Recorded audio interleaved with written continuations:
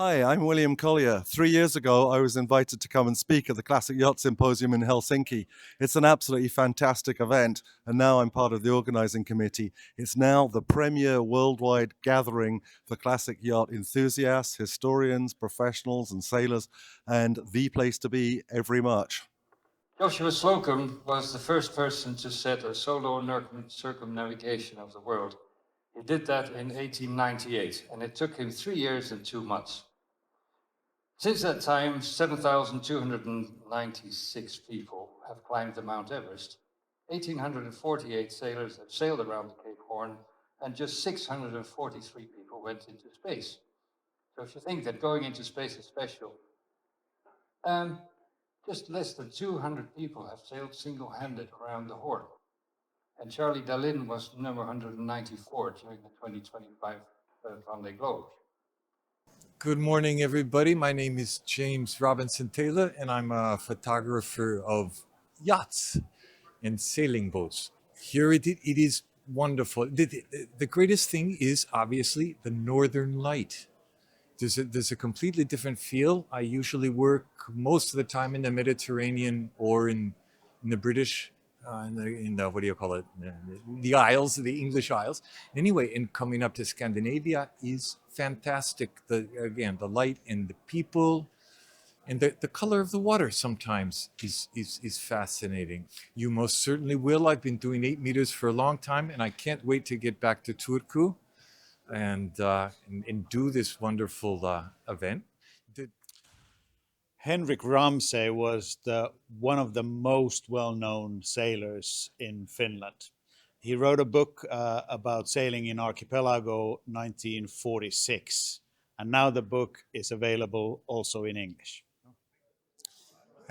Ladies and gentlemen, welcome to a journey to the golden years of sailing together with Ture Holm. Ture Holm was a Swedish yacht designer, well known through the world. He designed a number of excellent Skerry cruisers, 6 meters and 8 meters yachts. And this year we are privileged to see several of his yachts, at least 2 of his yachts, sailing in the 8-meter World Cup in Turku in this August. And if you want to learn more about the history of Ture Holm and his yachts, please find everything in this book. Bonjour, je suis Marita Bardi et j'étais invitée par l'organisation, spécialement William Collier, pour parler de bateaux classiques. Pourquoi venir ?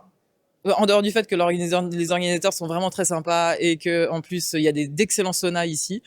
On passe vraiment un grand moment et puis je pense qu'on va apprendre plein de choses sur les bateaux classiques avec pas mal de gens qui sont passionnés et ce sera un grand moment. My name is Charlotte Hellman, and I was one of the keynote speakers 2 years ago. I talked about the restoration of the Swedish 12-meter Princess Svanovich. It was built in 1930. She sailed for the very first time in October 2022. And she did an entire summer in 23 without an engine.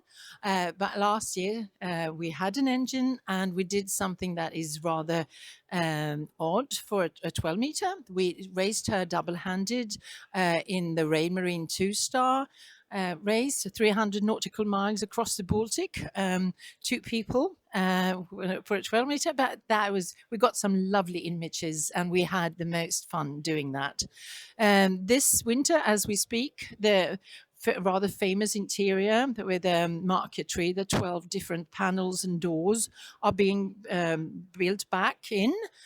So when we launch her late May this year, the restoration would have been completed, and we will celebrate that by showing her off along the Swedish coasts. We will start by going through Göta Canal, which is a rather unusual event. The mast will need to go on and off a few times, but she belongs to Swedish heritage that belongs to all of us. So we really want the general public to see her, and for her to be able to tell them about this great heritage that she's only one representative of. I would like to finish this off by saying in Swedish, Ni måste komma hit. Det här Classic Yacht Symposium i Helsingfors är en av årets absoluta höjdpunkter. Så nästa år hoppas jag att vi är många fler svenskar här. Det är ett helt fantastiskt evenemang. Thank you so much.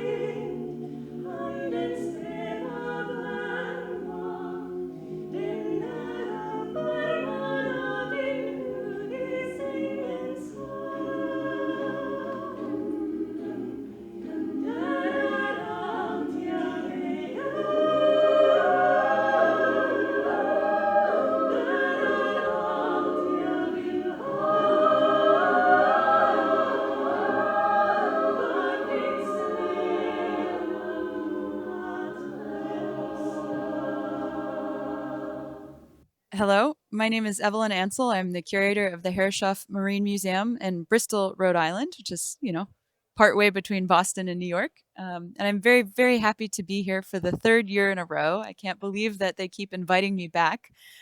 Delighted to actually be here again and see all these people who have become good friends. But we have a lot going on at the Herreshoff Museum as well in Bristol. And I do hope that if you ever are in New England, that you'll come and see us. There's plenty to see. We have new exhibits. We have a very active lecture program that's going on at the moment.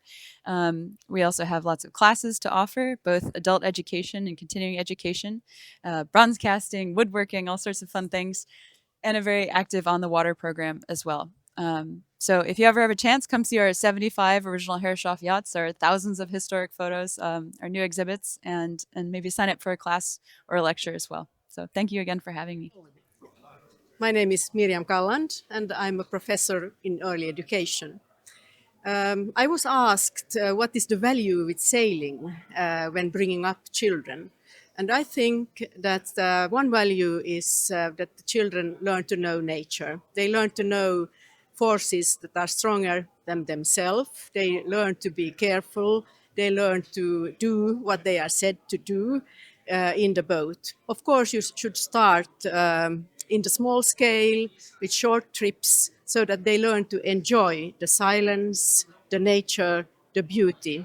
And one tip, always have enough food and snacks with you when you sail with children. Right. Hi, my name is Steve Tsuchiya. I'm a yachting historian who specializes in the America's Cup.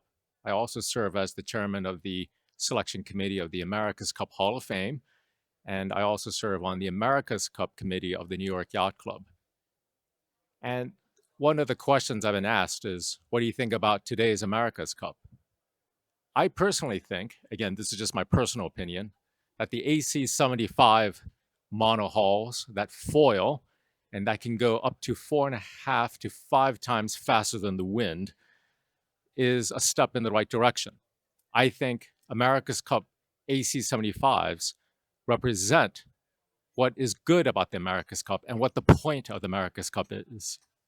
The point of the America's Cup is to develop the fastest round the buoy racing boats, but it's also about pushing the technology forward in yachting. And from that standpoint, the AC-75s meet that criteria. I also think the AC-75s are aesthetically beautiful, except for maybe perhaps the commercial advertisement that's spread on the boats, sails, and the hulls. But from a design, from a, I should say, hull shape and the overall look and the foils, I think they're beautiful boats. Hey everyone, my name is Harri Kiljander from the largest wooden boating society in Finland. We have 800 members and we are growing by several tens of new wooden boaters every year. And today in the Classic Symposium in Helsinki, we are discussing the ownership versus guardianship of wooden boats. And sometimes we hear people asking if there's a future for wooden boats and does it make sense to buy an old wooden boat because it's so complicated and laborious to maintain one. And our wooden boating society, one of the founding principles has always been that we help to spread the knowledge, the understanding of how to maintain your wooden boat in a good sailing or boating condition. We have small sailing dinghies, we have rowing boats, we have 8-meter class boats in the society, and obviously we have runabouts, new runabouts. We have old 100-year-old saloon boats, mahogany boats, boats self-built from pine. And the goal is to maintain this sailing and boating legacy. Sometimes it's 100 years old, and ourselves being the guardians of these magnificent boats. The goal is to maintain these boats so that they will sail for the next 100 years.